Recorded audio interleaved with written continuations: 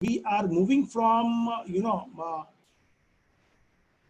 when we are talking about 1G to 4G, if you observe that the mobility is increasing, the coverage area is increasing, and there is a red linear curve. You can see a red curve here. This red curve is all about, sorry. This red curve is all about spectral efficiency. So what is the spectral efficiency? So spectral efficiency is all about in that how much data you are able to transmit over a unit bandwidth, right? Bandwidth or a spectrum. So that's what the name called spectral efficiency. And when you're moving from 1G to 4G, spectral efficiency is increasing. This is one important observation. Another important observation, you can observe that we have 1G to 3G. They are covered in circuit switching, and then 2.5G, 3G, and beyond, they are covered in packet switching. So these two switching is important to understand, because circuit switching is basically when we are talking about a dedicated connection between transmitter and receiver. When we have a dedicated connection between transmitter and receiver, so that connection is not shared with any other user. In that case, we say that is circuit switching. And when the connection is shared, when the resources are shared with other users also, then we say it is a packet switching, right? So so up to 2G, it was totally circuit switching, and 2.5G and 3G, they have both versions, circuit switching and packet switching. But beyond 3G, we have always packet switching, right? So these are three important informations from this slide, and we'll see the next slide. So the first point is that when we are moving from 1G to 4G, what is changing? Now the question comes, what is changing when we are moving from 1G to 4G, right? What is changing? What is the improvement? There is improvement in mobility, right? So in 4G, we can support the users, wireless users with high mobility, even around 400 km per hour. Even the users traveling at a speed of 400 km per hour, we are able to support the wireless user. We are getting improvement in the coverage. So coverage is increasing, data rate is increasing, and quality of service is increasing, right? So the service quality, what you get in 4G is better than what we get in 3G. 3G is better than what you get in 2G, right? So this way, the there is improvement when we are moving from 1G to 4G. So these 3 points, just observe these 3 points.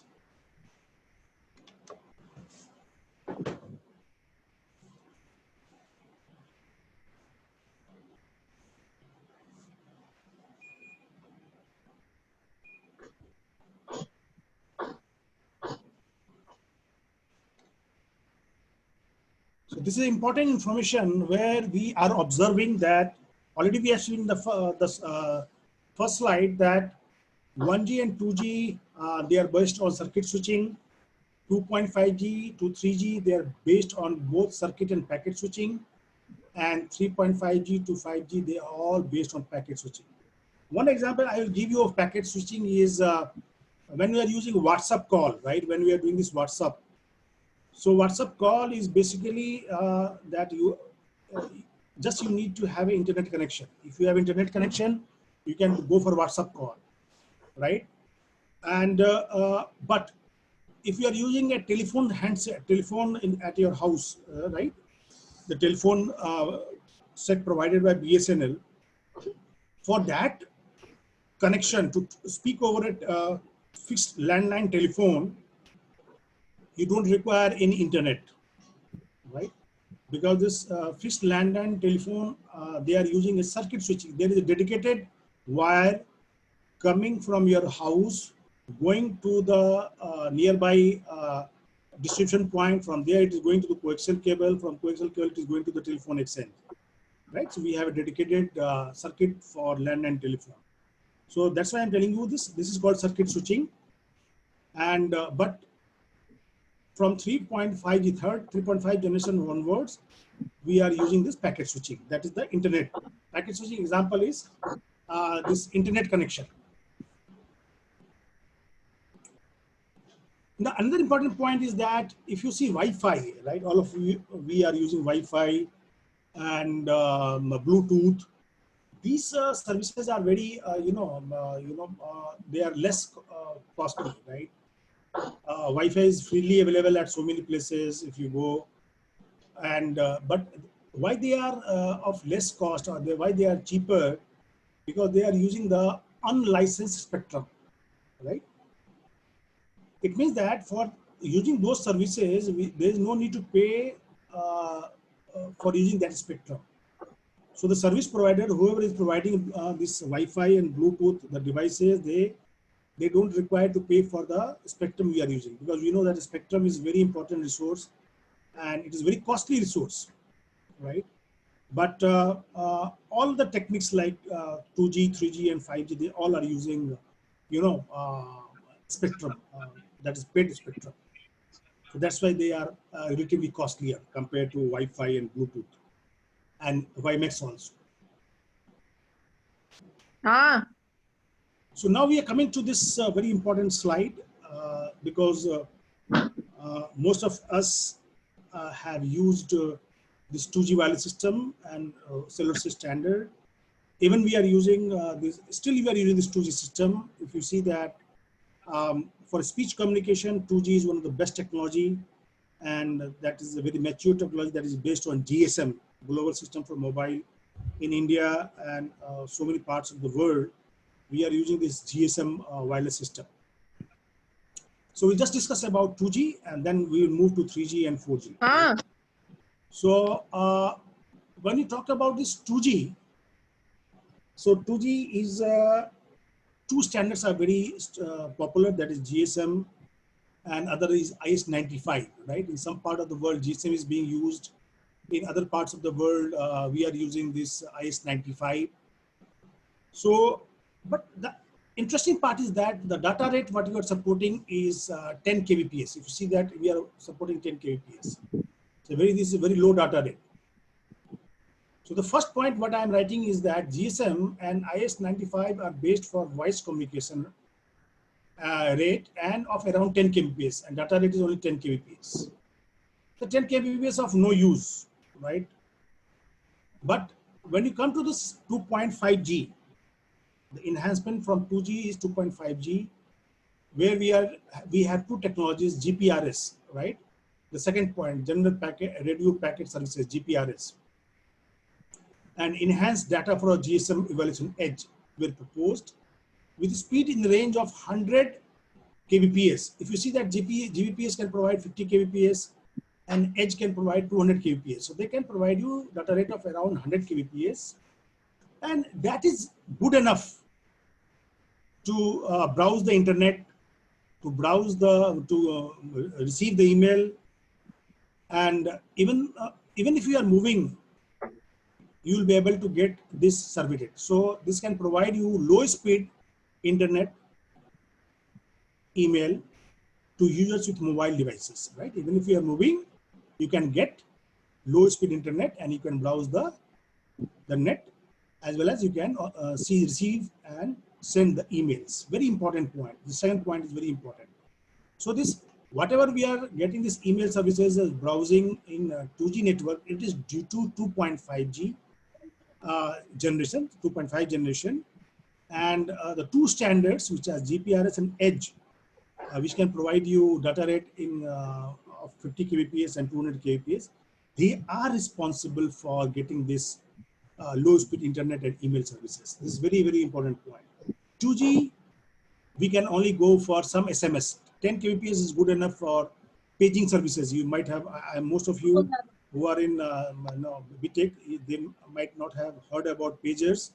But in our time, in 1990s, I remember 1990 to 1995, pager was very, very popular. Pager is a device.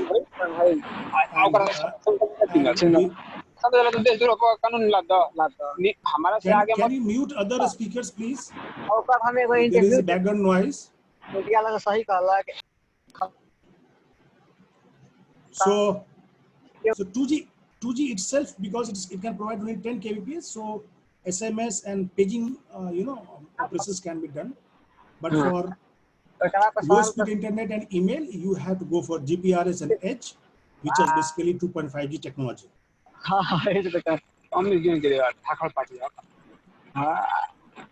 Now coming to this 3G wireless cellular standard, and if we can observe that, the first point is that the 3G wireless standards were proposed around year 2000 and primarily based on code division multiple access technologies. So when 3G around 2000, right? I remember that around 2002, 2003, we start to, getting services of 3G, right? 2G was predominantly available up to 2000, and 2000 beyond we start getting services of 3G. And 3G was based on code division multiple access, CDMA. So code division multiple access is a technique where we are using a specific code, right? Each user is using a spreading code or a specific unique code. So each user is identified by a specific spreading code, a spreading sequence. In other words, in a simpler word for the BTech students, it is a sequence, digital is a sequence of ones and zeros. So every user is given a unique sequence of ones and zeros, and through which they are identified. That is basically a technology called code division multiple access. So CDMA was, 3G was possible only due to CDMA. And another important point is that the 3G standards are wideband wireless technologies, as they employ bandwidth in excess of 5 megahertz. So most of the 3G standards is 2G and 2.5G, we say it's narrow band, because the spectrum, the bandwidth they are using is less than 5 megahertz. But 3G, because CDMA is a wideband technology, 3G is using a bandwidth in excess of 5 megahertz, right? Now just observe that this 3G has two technologies, that is WCDMA, or other name is UMTS, and another one is CDMA 2000. The CDMA 2000 was mostly deployed in North America and Japan. And both of these technologies were able to give you speed of 384 kilobits per second. So it is enhancement of almost, I can say that three times more data rate you are getting compared to the 2.5G standard. And the other two standards, that is 3.5G, right? Third point, just come to the third point, high-speed downlink packet access, HSDPA. You can observe that whenever you're using a 3G handset, at the top you may see that they are writing HSDPA network, right? You are accessing HSDPA. So high-speed downlink packet access and high-speed uplink packet access with data rates in the range of 5 to 30 Mbps. So this HSDPA and HSUPA, which is 3.5G technology, they can give you data rate of 5 to 30 Mbps. And they are capable of providing service similar to wired technologies like digital subscriber line and asymmetric DSL, ADSL. So what happened when we, in 2000 onwards, so a lot of, wired telephones were available throughout the world, right? We have landline telephones, which are connected, wired telephones. We say that is wired technology, and we start working on that also, that this wired technologies, which is based on twisted pair cable. Why we are using our landline telephone for speech communication? Can we use this for data communication, right? Can we support high data rate application? Can we use it for broadband communication? So most of you might have observed that using this landline telephone and modem, you can get high-speed broadband connection and that speed can range between 10 to 50 Mbps on the wide network. So this high-speed HSDPA, which is wireless technology, and HSUPA, HSDPA is for downlink, and HSUPA is for the uplink. They are able to give you data rates of 5 to 30 Mbps, right? Similarly, this CDMA 2000, this and the technology CDMA 2000, they were also expanded to give you data rate of 5 to 30 Mbps using this eVideo technology, that is evolution data optimized, right? That's called eVideo technologies. The important point here to note is that 3.5G, right? 3.5G standard, they can provide you data rate in excess of 10 Mbps, right? What excess in 10 Mbps is required because it makes it possible to transmit high data rate multimedia and video content to mobile users. Now comes the application. We want that multimedia communication and video communication like video telephony, video conferencing should be possible using the wireless device, your cellular handset, your mobile handset. We should be able to do this video calling. We should be able to do this video conferencing. And to do this video calling or video conferencing, you need a data rate of minimum 10 Mbps. And you observe that this 3.5G technologies like HSDPA and eVideo, they can give you a data rate of more than 10 Mbps. And due to which, these are able to give you video telephony, video conference. Using this 3G mobile handset, 3G services, you can go for WhatsApp calling or video conferencing. But 2G and 2.5G cannot give you video conferencing or video calling.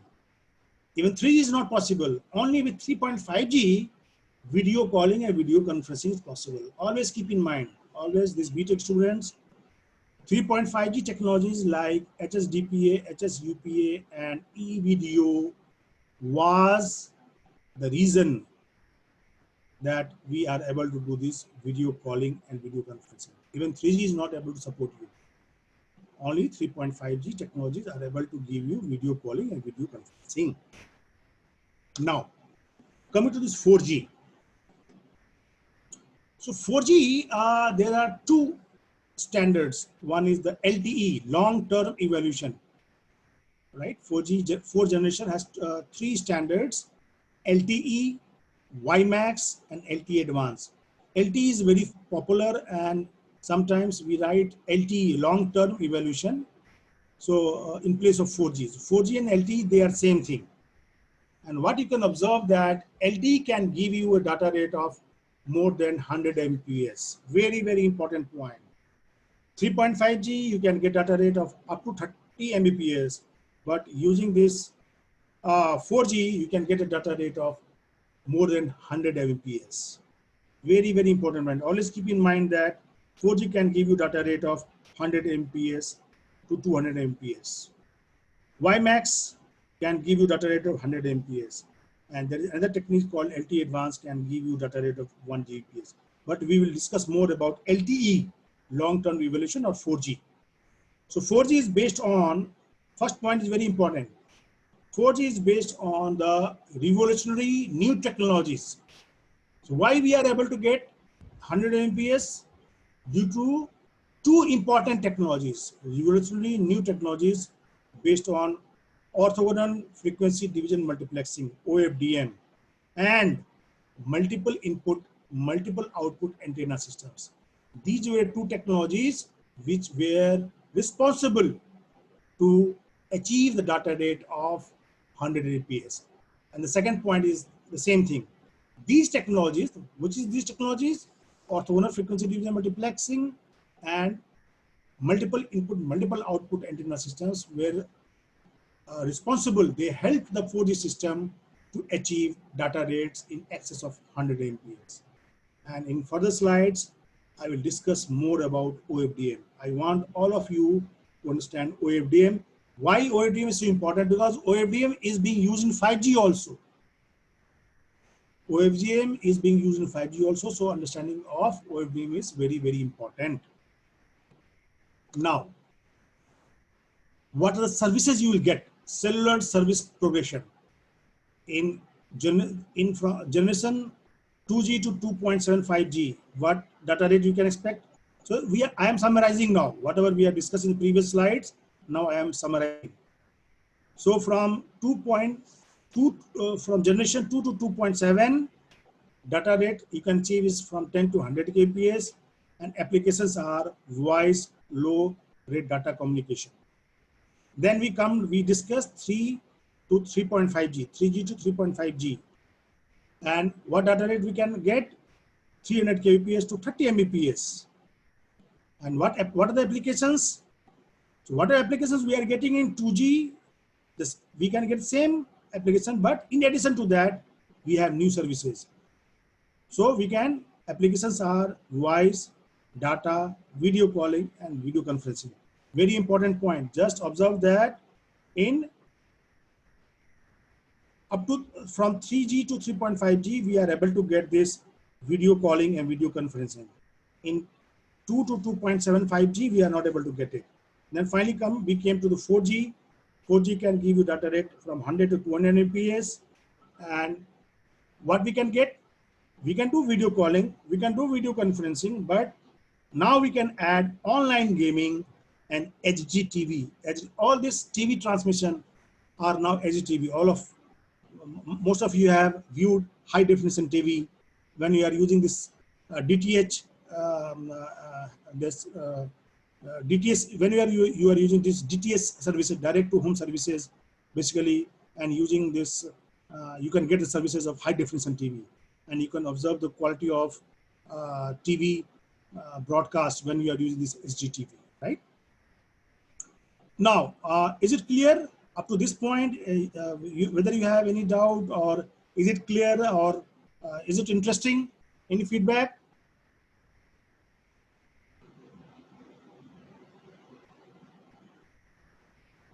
Hello?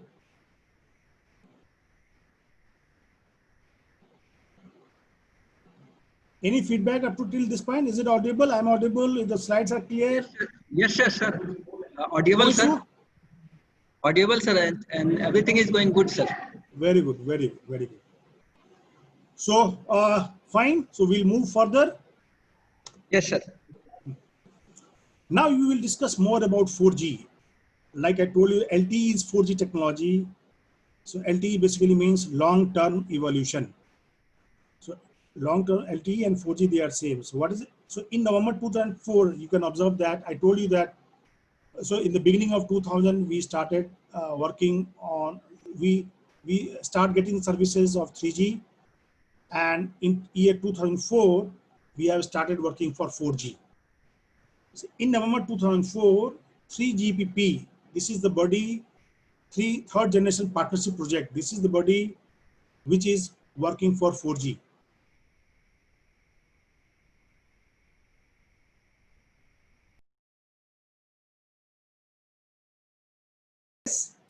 Cellular technology for high performance, backward compatible, wide application, right? And so what is that? This is next generation mobile broadband technology, promises data transfer rates of 100 Mbps based on UMTS 3G technology and optimized for all IP traffic. So 4G is what? This optimized for all IP traffic. All IP traffic means what? Now in 4G is totally based on internet protocol, right? 4G totally based on packet services. It is using the packet network, packet switching, right? And it can give you data rates of 100 Mbps and more. And definitely it is a mobile broadband technology. And very important point what I have talked about is the first point where we are talking about backward compatible. It means that whenever you are using a 4G services, you should be able to get, if you are not able to get 4G services using this 4G handset, you should be able to get 3G services and 2G services, right? It is not like that if a mobile handset is supporting 4G services and if the 4G service is not available, your connection will be disconnected. You will not get the services. You will get the services, but definitely on 3G and 2G network, and the service quality is definitely going to, deteriorate, but you'll get the service. Service will be seamless. This type of services we call is that seamless, and this is possible due to the backward compatible technologies,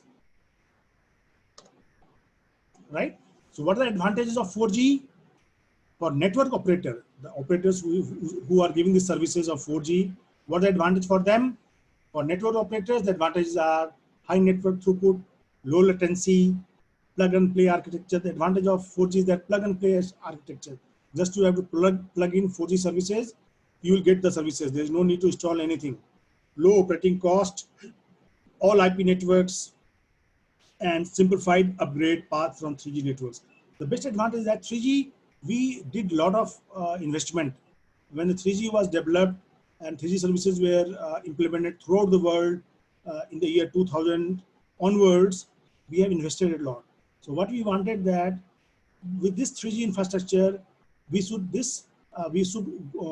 can be able to implement 4G, right? And that was possible. Simplified upgrade path from 3G networks. Now, as a user, what are the advantages of using 4G services? Faster data downloads and uploads. We all know that if you are using 4G, this downloading and uploading is ultra fast. Improved response for applications. Whatever applications you are trying to get, the service is very good. And finally, the last point is very important, that improved end user experience. So experience is quite good if you are using a 4G service. Now, this is an important slide where we are talking about technologies. Which are the technologies which made 4G possible? Which are the technologies which made LTE possible? 4G was implemented. It was, we start getting 4G services from 2014 onwards. From 2014 onwards, in India, we start implementing these 4G services. In other parts of the world, the services of 4G start to begin in the year 2008, 2009, right? But India, we start getting the services from 2014 onwards. Initially in a limited basis, now it is available in most part of the country, right? So what are the major LTE technology? What made to transmit at a data rate of 100 Mbps? Transmitting wirelessly. This 100 Mbps is for whom? For a mobile user who is traveling at a high speed, right? So even if you are moving at 200 km per hour, you are moving at 100 km per hour, you are in a bullet train, you should be able to get these 4G services. What are the technologies? So two important technologies are basically your, so these technologies are, first technology is orthogonal frequency division multiplexing, OFDM. OFDM is important, and that is important for downlink. In uplink, we are using single carrier frequency division multiplexers, SCFDM for uplink. For BTEC users, I'm going to discuss a lot about OFDM. Don't worry for that. And other technique, but OFDM is used in downlink, because downlink we need high speed, right? We need to downlink, we need to get the video services, we want to see the video channels, we want to see this news, we want to see the cricket match, and everything is download. So in the downlink, we need higher speed, we need technology which is more robust. So downlink we are using OFDM, but in OFDM is not good for uplink. Uplink means that, uplink is basically what? When mobile user is communicating to the base station, when mobile user is transmitting to the BTS. Downlink is that when we are getting data from the BTS, right? When you are downlinking something. So, but OFDM is not used in downlink, which is, but SCFDM is used in uplink. Another important technology is MIMO, multiple input, multiple output, right? So you can observe that in BTS, this mobile towers, there are multiple antennas, right? In all the directions. And even in your 4G handset, there are multiple antennas, right? In 3G handsets, we are not using so many multiple antennas, but if you're using a tablet phone, if you're using a, your laptops, they have multiple antennas. So multiple transmitter, we have multiple antennas at the mobile handset, at the transmitter, and we have multiple antennas at the BTS side. And another important point is that when we are moving from 1G to 4G and we are talking about 5G, we cannot talk about increasing power consumption. So your mobile devices, they need a lot of power, right? To transmit data and to receive data. So it's not like that we are going to 4G, 3G to 4G to 5G. So the power consumption of a mobile handset is increasing.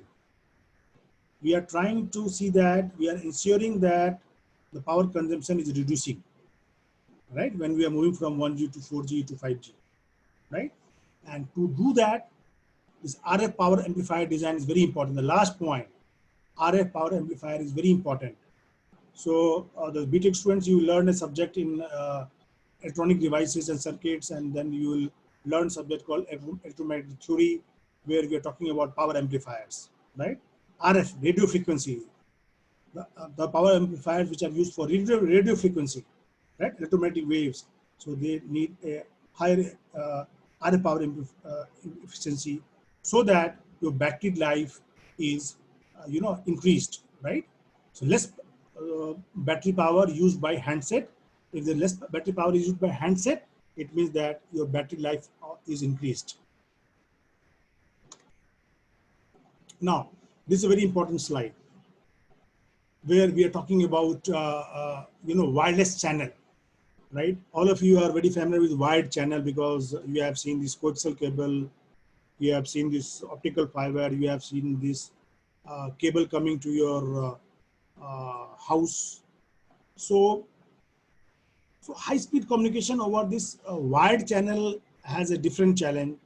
But when you are coming to wireless channel, there are two important challenges in high-speed communication over wireless channel.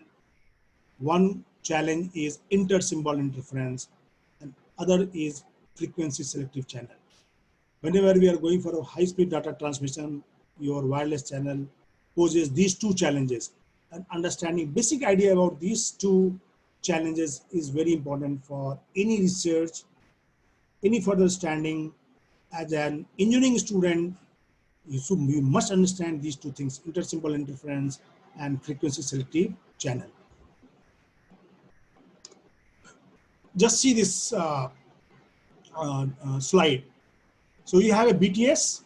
From BTS, you are transmitting your signal. You can observe that you have a mobile handset, and you are not in a wireless communication. What happens that if you're transmitting something, you receive the signal transmitted by the transmitter via multiple path, right? One path can be direct path, other path can be reflection from a tall building, third path can be reflected from a moving vehicle, right? Single transmission results in 3 multipath reception, right? You are transmitting single one signal, but you are receiving 3 signals, because this is the basic nature of wireless channel. In wired channel, what we are doing, we are confining the energy, right? And we have a single path. But in a wireless channel, you will have, if you're transmitting something, it will be received by a multiple path. I have shown you this example.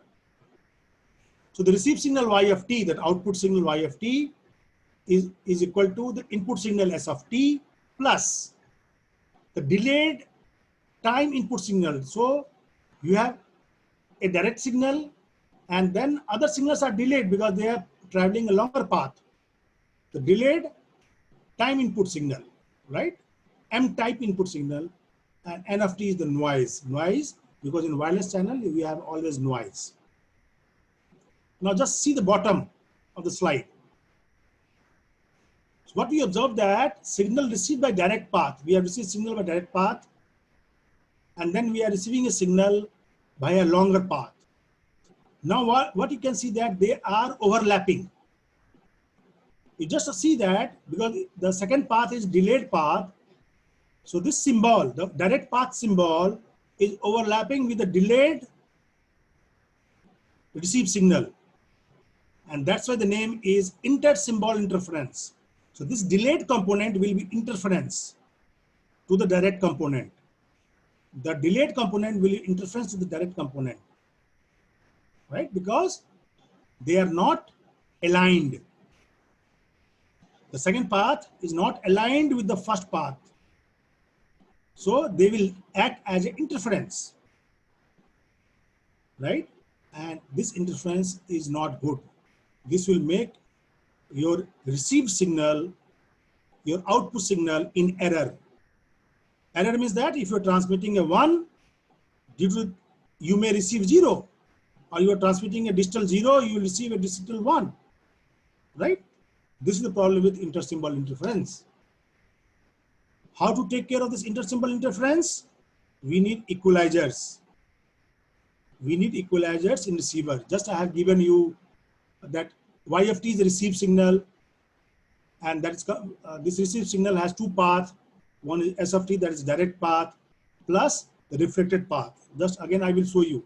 This YFT is S of t plus beta S of t minus m. Right now, N of t we are ignoring. So this YFT. So we'll take the Fourier transform, right? This is in time domain signal. We'll convert this in frequency domain signal by taking the Fourier transform. So if you want to convert this Fourier transform, this can be 1 plus beta e to the power j 2 pi fm. Do not worry, if you are not able to understand this Fourier transform, you will learn in your second and third year, right? So you can convert a time signal into frequency domain signal, because time signal, because in frequency domain, you will understand that what is the bandwidth, how your signal behaves with respect to frequency. And what we do, we equalizer is what? Simply equalizer is a filter, and this is equal to 1 by HCF. What is HCF is given 1 by HCF. So when you multiply your signal, transmitted signal, by this quantity 1 by HCF, the intersymbol interference is taken care, right? We'll discuss more on this. Just I am giving you the idea about what is equalizer, right? We use equalizer in wireless receivers, and equalizer is simply the inverse of the channel transfer function. Channel transfer function HCF. So equalizer is the inverse of channel transfer function HCF. So H equalizer, transfer function H equalizer is 1 by HCF, right? More we will discuss later on.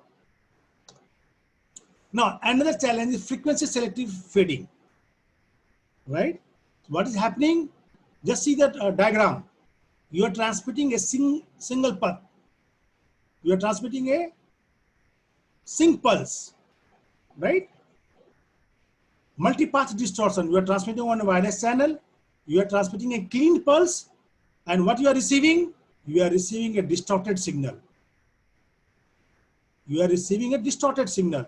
You are not getting a clean pulse at the receiver, because these multiple paths. What you are getting? You are getting signals from multiple paths, and these paths will have different phase components. You might have heard about vector, addition of vector, subtraction of vector, vectors at some angle. So these signals what we are receiving, they may add some time, they may subtract some time. If they are adding, your signal strength will increase. But when these multiple components, multiple copies of the received signal at the receiver, if they subtract, they may partially cancel each other, and the signal strength will go down. And this is termed as deep fades. You just see the deep fades. These are the points where your signal strength has reduced significantly, right? So when you are transmitting a clean signal and you are receiving a distorted signal, and that's why the name comes frequency selective fading. So your signal on x-axis we have frequency, and when when you are transmitting, you are transmitting a clean signal. When you are receiving, different frequency components are received at different power levels. Different frequency components are received at different power levels, and this is called frequency selective fading. You may think that, sir, if there is a fading, there is a reduction in the received signal strength. What we can do, we can increase the power. We will transmit at higher power so that this can be taken care of.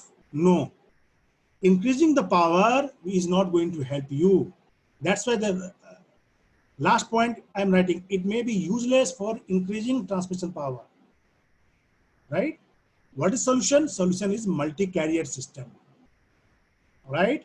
And OFDM, what I have discussed, what I have introduced in the beginning, which is a technology for 4G, OFDM is a multi-carrier system. It means that we are transmitting our signal over multiple carriers, right? Now, we are talking about OFDM. Why OFDM is important? Because OFDM is a core technology in 5G. OFDM is the reason for the success of 4G, which makes it possible to transmit at 100 Mbps. And this is the very important technique which is being implemented in 5G.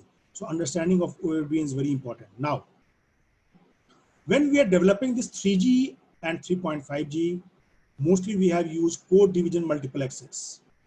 And CDMA, what is happening that whatever data we are transmitting using a single frequency, right? On a single high frequency, we are transmitting our signal. So what we are doing, we have an antenna. All mobile handsets has the antenna. And what we are speaking in the mobile handset, it is converted to digital signal. When we are speaking, our signal is an analog signal. It is converted to analog signal. This analog signal is converted to digital signal. And what we do, we transmit this signal using an antenna. And antenna always uses a high frequency signal like megahertz.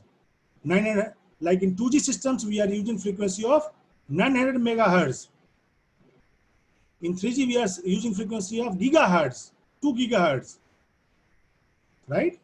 So now you can transmit your signal using a single frequency, or you can transmit your signal using the multiple frequencies, right?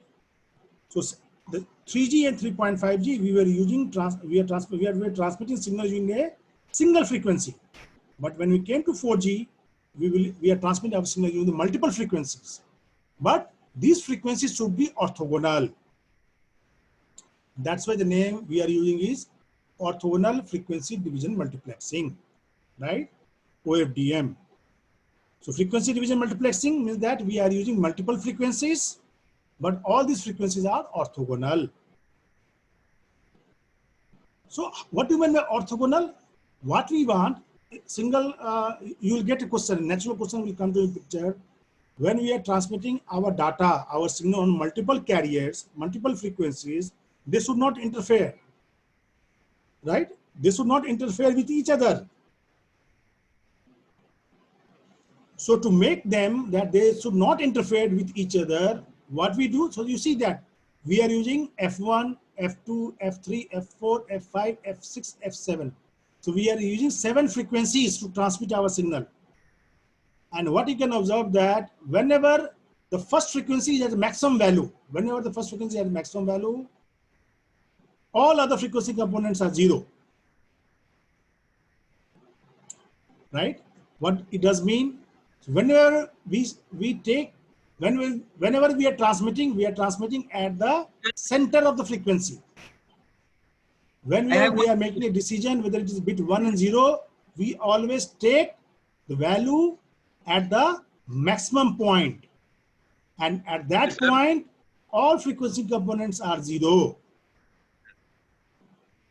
Right? That's why these all 7 frequency components, they are not interfering with each other. That's why we say they are orthogonal. I'm right. Third point, just observe the third point, orthogonality. The peak of each signal coincides with trough of other signal, right? Whenever the first carrier is at the maximum, all other carriers at the minimum. To do this, what we do, subcarriers are spaced by 1 by TS, where TS is symbol duration. Whatever we are transmitting ones and zeros. So we are transmitting a rectangular pulse. Right? One is represented by a rectangular 1. So it has a symbol time, and these frequency components should be separated by 1 by TS. Right? Another advantage of OFDM, just see this slide. When we are doing this FDM, frequency division multiplexing, we have to give the guard band. We have 3 carriers, 3 frequency bands, and in between there is no band. We are not transmitting, that's why it's called guard band. There is no transmission. So we are doing frequency division multiplexing, and so that one frequency band does not interfere with other band, we are using guard band. Now, but when this in OFDM, what we are doing, we are allowing them to overlap. Now, in the same frequency band, we are able to transmit. Hello? Excuse me, sir. Sir, I have one question. Tell me, ask me. In optical fiber, different modes are orthogonal. So, Yes, sir. we do mode division multiplexing. Does that comes under 4G technology, mode division multiplexing? Yes, sir. Yes, sir. Even in this one, optical communication, if you are using orthogonal wavelengths, orthogonal frequency, they all are coming under this OFDM. Same frequency, but different modes which are different guiding. modes. But all the modes are orthogonal. Yes, so, all the modes are orthogonal. So if data are coded in the mode, so mode division multiplexing will be coming, resulting. Yes, sir. Yes, sir. So that also comes under the 4G. Yes, sir. Very, very good question. This comes under that because OFDM is technology which is very popular in this optical communication. We are using this different tones, different bands, different wavelengths, wavelength division multiplexing. Also, we assume that so different wavelengths are orthogonal, right? And the advantage with this OFDM is that in the same frequency band, we can transmit more data. Now we see that FDM, we are only transmitting 3 datas, 1, 2, 3, or there are 3 users. But when we allow them to overlap, we are transmitting 5 datas or 5 users. That's why in same frequency band, now we have 5 users. So OFDM is spectrally efficient, but the requirement is that let them overlap. You see in this diagram, they are overlapping. But whenever the first frequency is at the maximum value, other frequencies are at the 0 value. And whenever we make a decision, whether it's a bit 1 and 0, we always consider the maximum value of the carrier. Whenever we are considering this one, there is no signal component from other frequency components. And that is the physical meaning of orthogonality. Am I clear? Yes, yes, sir. Okay, thank you. Moving further. Yes. Why please, OFDM? So now question comes, why OFDM?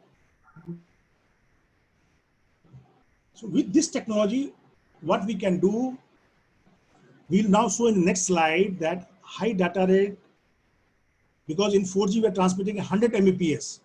100 Mbps you cannot transmit on a single carrier. So what we are doing, high data rate symbols are converted into low data rate symbols by serial to parallel conversion, and they are transmitted over multiple subcarriers. They are transmitted over multiple carriers to avoid intersymbol interference, right? If you have multiple subcarriers, high data rate transmission is split into multiple low data rate transmissions, and these low data rate transmissions are transmitted over different subcarriers. And second point is that if we are using OFDM, we will show that this is better even over fading channel, frequency selective channel, right? These are 2 challenges. These are 2 challenges of wireless communication. These are 2 challenges of transmitting at high data rate on wireless communication. You are transmitting at 300 kbps, there is no issue. You are transmitting at 5 Mbps, there is no issue. But when you are transmitting at 100 Mbps, the channel becomes very, very difficult. Channel becomes very, very harsh. There will be a lot of intersymbol interference. There will be a lot of frequency selective channel, right? And OFDM will help you in both. That was the reason that due to this OFDM, we are able to transmit 100 Mbps, right? Now just concentrate on this figure, very important figure for all of you. When we are doing this serial to parallel conversion, so what I have told in the previous slide, that high data rate transmission, 100 Mbps transmission is converted to multiple low data rate transmission. Here what we are doing, 4 bits per second. So in 1 second, we are transmitting 4 bits. So this yellow color, red color, green color, they all are showing you different bits, 1 and 0. So if you're transmitting 4 bits per second, it means that in 1 second, you are transmitting 4 bits. So the bit duration, the duration for 1 bit is 1 by 4 seconds. What we are doing? We are doing serial to parallel, right? And we are transmitting at, so in 1 second, we are transmitting in 1 second 4 bits. But now the duration of each bit is 1 second. Just see, data rate has not changed. Earlier in 1 second, we are transmitting 4 bits. Now also we are transmitting in 1 second 4 bits, but the bit duration is increased. Earlier the bit duration was 1 by 4 seconds. Now the bit duration is 1 second. All right. So 4 bits per second is converted to 1 bit per second of 4 parallel transmission. 4 parallel transmission at 1 bit per second is equivalent to 4 bits per second serial transmission. Advantage is that now the bit duration earlier, which was earlier 1 by 4 seconds, now it has increased to 1 second.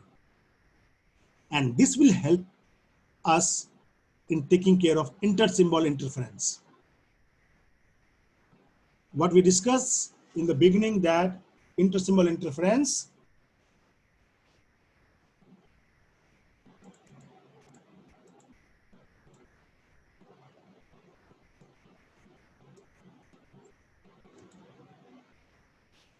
just observe that this inter-symbol interference can be taken care of. See this bit duration, if you increase this bit duration,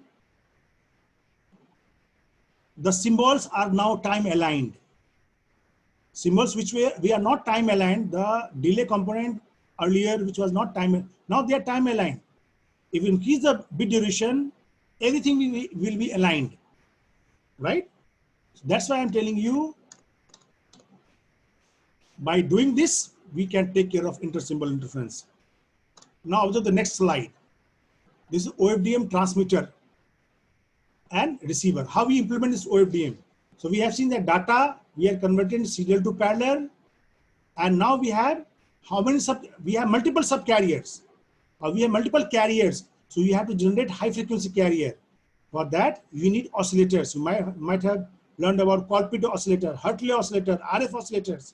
So we need, so suppose we are converting, we have n parallel channels, we have converted the serial data.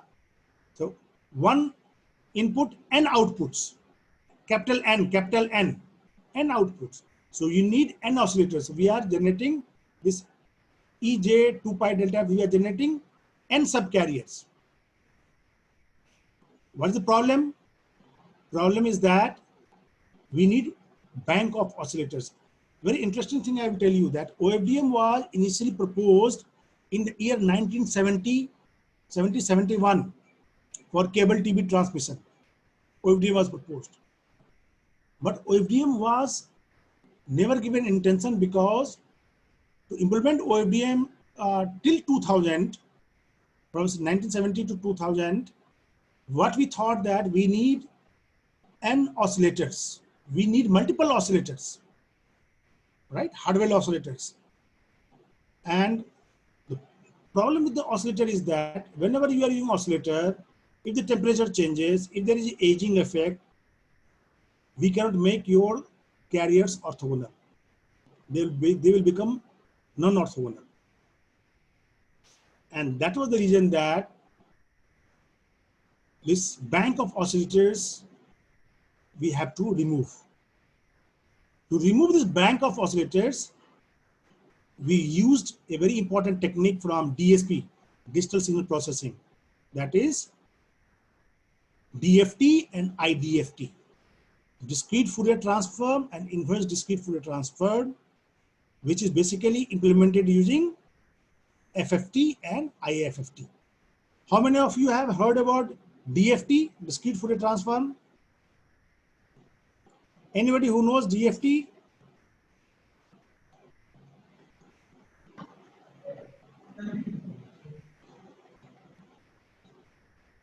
DFT is very important technique. It is being taught in subject called signal systems. It is being taught in subject called DSP, right? Probably you learn further. If you don't know DFT, my suggestion to BTech students is that go through the book on DSP, any standard book on DSP and signal systems.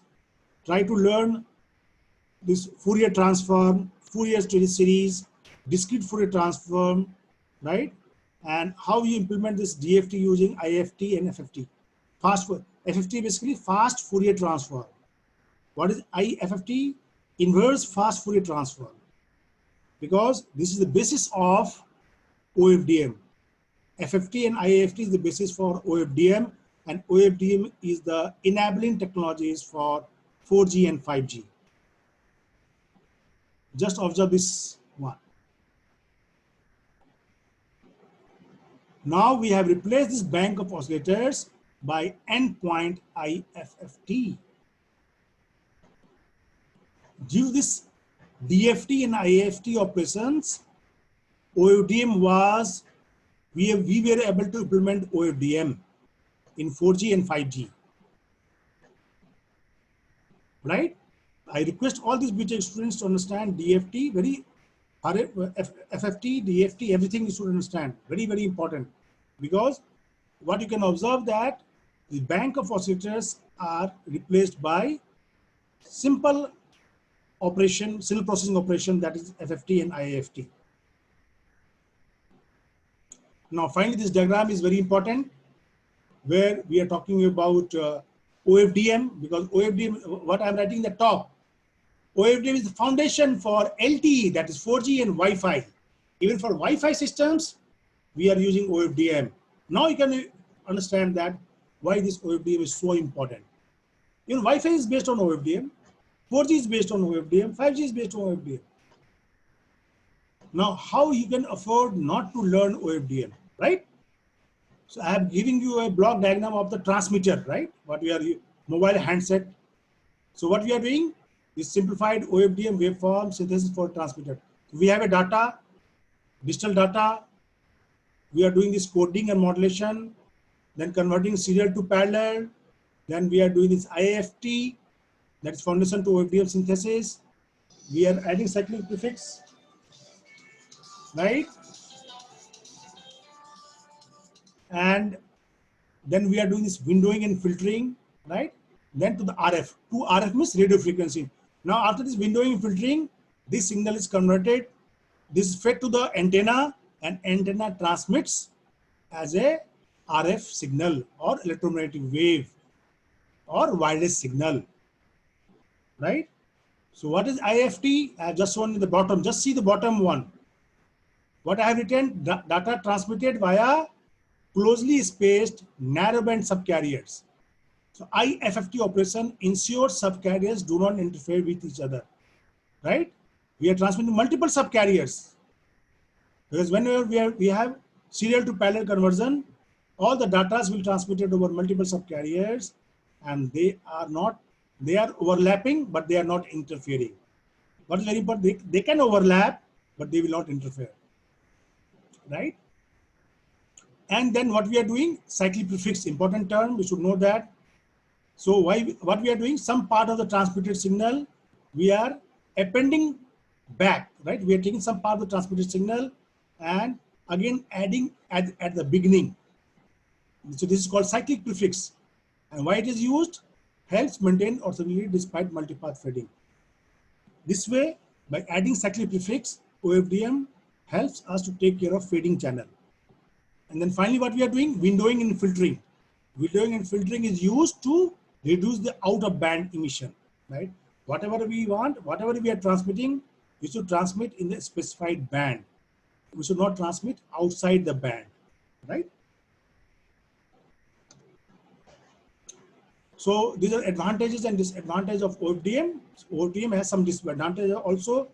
That's why when we are talking about 5G, we felt that we have to work a lot. If you want to implement OFDM in 5G, due to these three disadvantages, that's high sensitivity to interchannel interference, sensitivity to frequency, clock, and phase offset, time domain signal has a relatively large peak to power ratio. Due to that, we are doing a lot of research on OFDM so that it is suitable for use in 5G. But we have a lot of advantages. They're spectrally efficient, they are robust in multipath environment, the coexistence with current and future systems. So OFDM can coexist with CDMA also, and it can exist with the future system also, and simple equalizer, right? Just find the applications of OFDM. So OFDM is found in this wireless LAN, IEEE 802.11 AGN. We are using this OFDM technology. Then we are using 802.16a, 802.20. Everywhere we are using OFDM. In ADSL, asymmetric distance subscriber line, we are using OFDM. In mobile audio broadcasting, we are using OFDM. Digital video broadcasting, we are using OFDM. WiMAX, 4G, LTE, everywhere we are using OFDM. So I request all of you to go through the concept of IFT, FFT, DFT, and try to understand OFDM. I have given you a very good idea, very good introduction about OFDM, because OFDM is a technology for 5G. Always keep in mind, OFDM is already implemented in 4G and it will be part of 5G. Now, coming to this 5th generation, I've just discussed about some challenges, and then we'll close this discussion, right? So talking about this, so 4G, what we felt the challenge is that we have transmitted 100 Mbps, right? And due to 100 Mbps, we felt that this wireless channel is becoming, the intersymbol interference was a challenge. Then the challenge was of frequency selective fading nature of the channel. And these two things we were able to take care by using this OFDM and MIMO. But in 5G, we'll see that what are the challenges. First of all, what are the need? What is the need of 5G? And then what are the challenges? Just see that 5G challenges, right? What we want in 5G, just see the left-hand side. We want data rate of 1 to 10 Gbps. We need a delay of 1 millisecond round trip delay. Means what?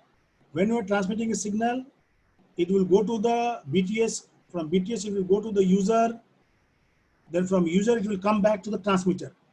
This is called round trip delay. And we need a round trip delay of 1 millisecond, high bandwidth in unit area, enormous number of connected devices, almost 100% coverage for anytime, anywhere connectivity, reduction in energy uses by almost 90%, low power consumption, right? These are the challenges. Now, in right-hand side, I'm just showing you the numerical values. I'm quantifying the requirements. I'm quantifying the challenges. The first one, top one, data traffic is going to increase by 10,000 times. From 4G, the data traffic will be 10,000 times more in 5G. Number of devices will be 10 to 100 times more. Latency will be millisecond. Battery life, what we need? 10 years for machine-to-machine communication.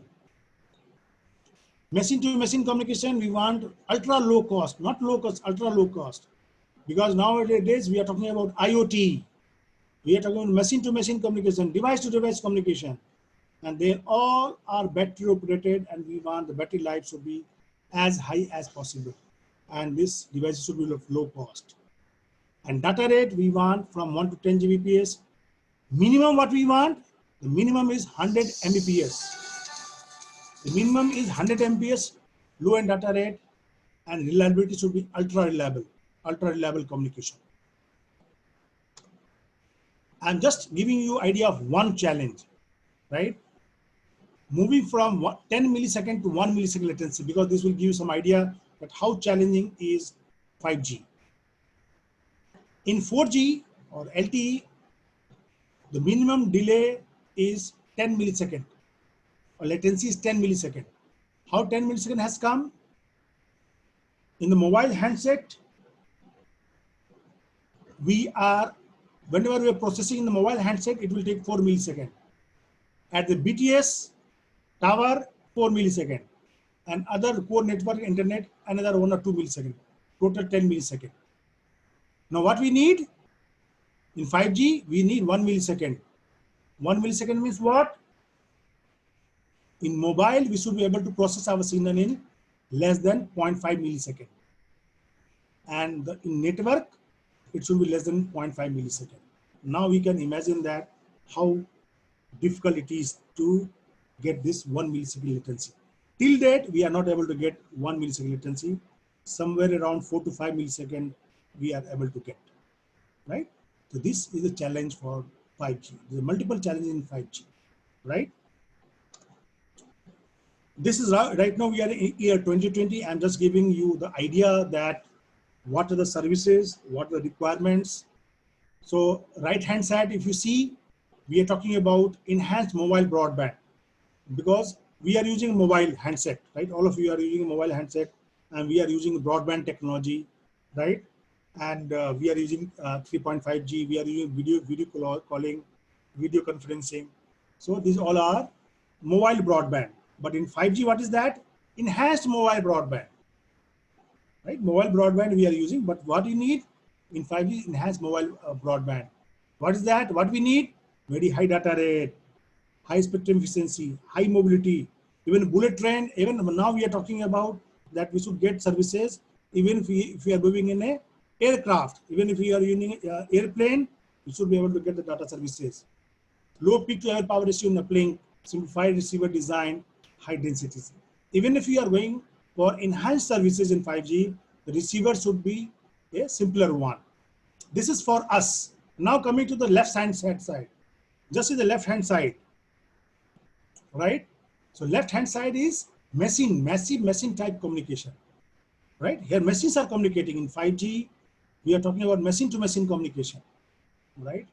And the examples are IoT. You might have heard about Internet of Things, and ultra reliable and low latency networks. So IoT is the interconnection of millions of machines, right? Machines are interconnected, Internet of Things. And the requirement here is that we are talking about non-orthogonality, high spectral efficiency, low complexity, low PAPR, asynchronous transmission, minimum out of band radiation. What are examples of IoT? That is smart cities, smart grid, and intelligent transport systems. You might have heard about a smart city. A smart city is basically what? It is an IoT system, right? Where machines are communicating. We are making everything automated. There is least human intervention, right? Machines are doing the work for you, and you are making things smart, right? Now comes the middle one, ultra reliable and low latency type of communication, right? This is specific to 5G. These are specific requirements which has come in 5G.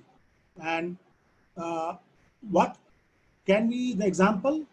Example is your self-driving cars. Now you imagine, just you can imagine, even if you are in BTech second year, third year, that if you are talking about self-driving car, what do you want? The response time should be less than millisecond, some millisecond latency. Otherwise, there will be a lot of accidents. Self-driving car, right? We're talking about autonomous vehicles.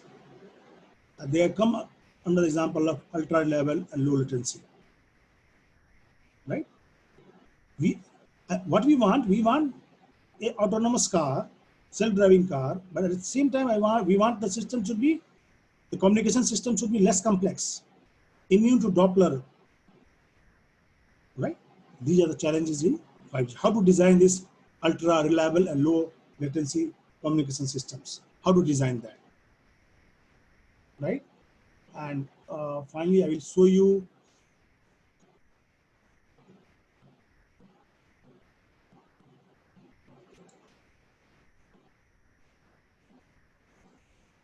Vision 5G. I just want to sensitize you that how this 5G industrial and research perspective, how different companies, market players are viewing 5G, right?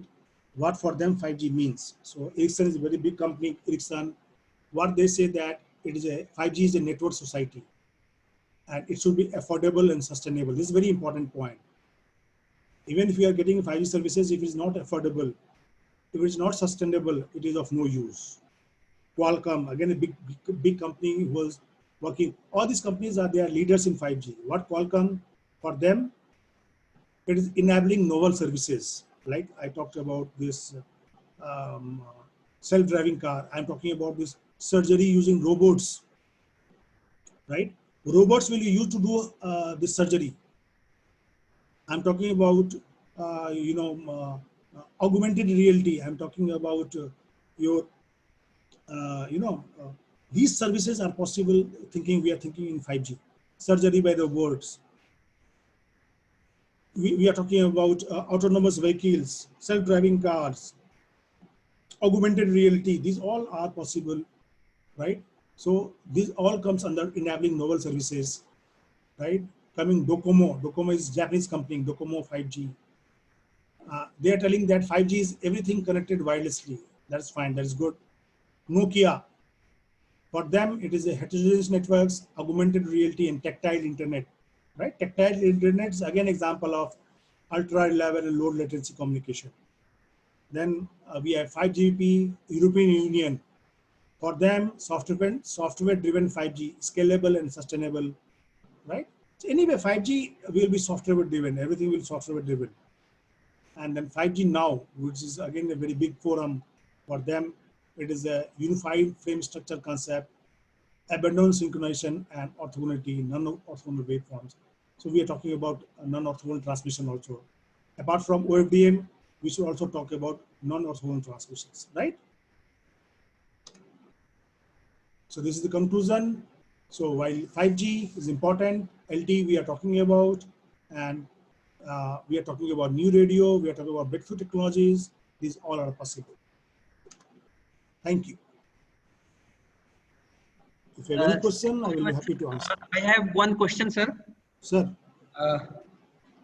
In this, is there any bottleneck in hardware portion to implement this high evolving technologies?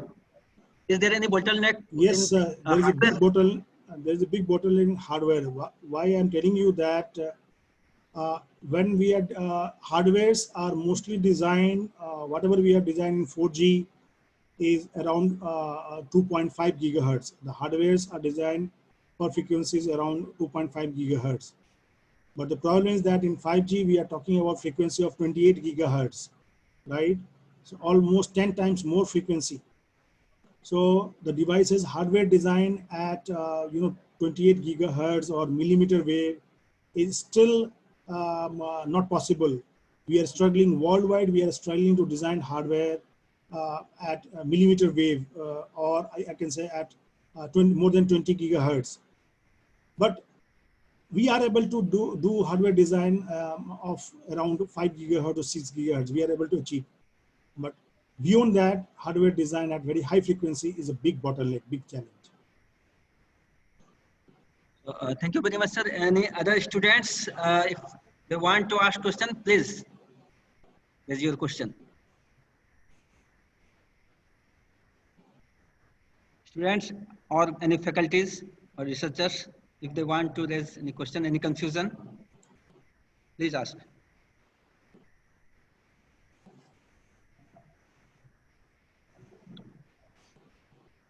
So if nobody, then I have one more question, sir. How VLSI, people who are doing PhD in VLSI, how they can use this technology, and say how they can use VLSI in these technologies? Very, very good question. See, VLSI, see, if you observe that when we are moving from 2G to 3G to 4G, the mobile handset, whatever we are using, they are becoming more advanced, right? So we are talking about 5G handset, right? The handset right now we are using for 3G, they are somehow upgraded to support 4G services. But for 5G, we need a new hardware, new technologies, and VLSI has to play a very important role. Two important technologies. See, wireless communication is always augmented and supported by two important areas. One is the VLSI, other is DSP. If VLSI, DSP are not evolved, are not upgraded, we will not be able to implement 5G. 4G was possible because we have done a lot of research, a lot of advancement in DSP and VLSI. So definitely VLSI has to play an important role. Right now, a lot of chips are designed which can operate in gigahertz band.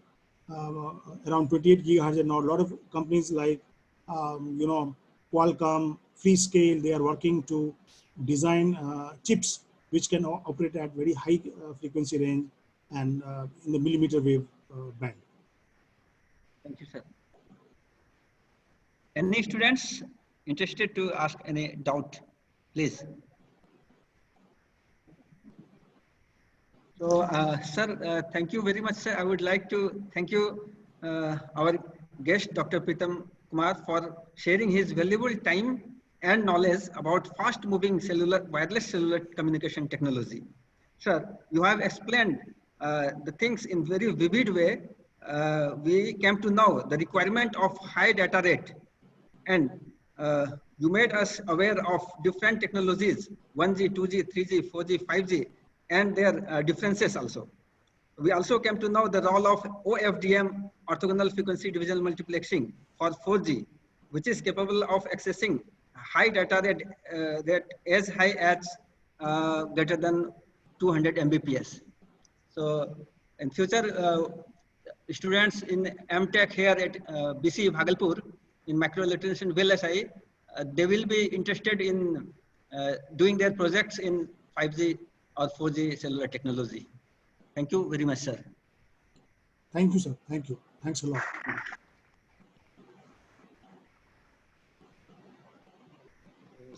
Shall we finish now? Sir, would you add some point now, or shall we conclude No, now? yeah. So we are really thankful to all the students and all the participants, faculties, and staff. And you can always write to me if you want to discuss, you want to learn something from me.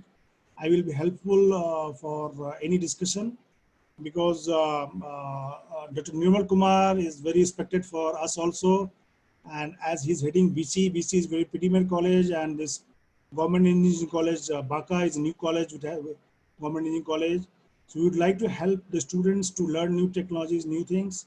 And any doubt, any paper, any research material, if you need, you can always write to me. I will be happy to help you.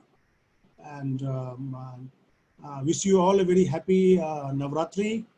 And we have discussed today on a very auspicious day about 4G and 5G. And I wish to continue on my association with BC Bhagalpur and Government College Banka in future also. Thank you. We are very happy, sir, for your this declaration. And I think our HOD, Dr. Pushpalata, is also joined this meeting. I would like to invite her to speak some line. Dr. Pushpalata, please, if you are listening to me. I think you might have muted. Okay, sir, thank you very much. And we are very happy, very much happy to know the way you have presented in very vivid way all the concepts related to 5G. So thank you very much, sir. Thank you, sir. Thank you.